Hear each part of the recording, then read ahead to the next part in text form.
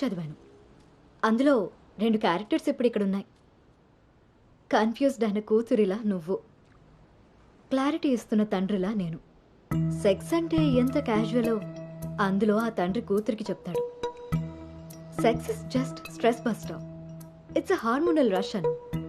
కొందరు ఎవరిని కేర్ చేయకుండా వాటికి లొంగిపోతారు.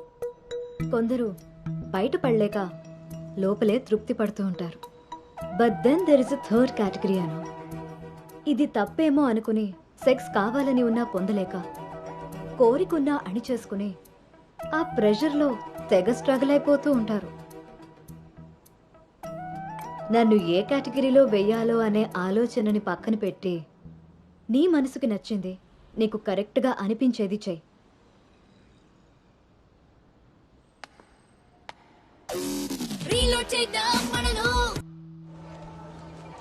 పొద్దున్నొచ్చి సాయంత్రం వెళ్ళిపోయేదానికి ఇక రావడం ఎందుకురా?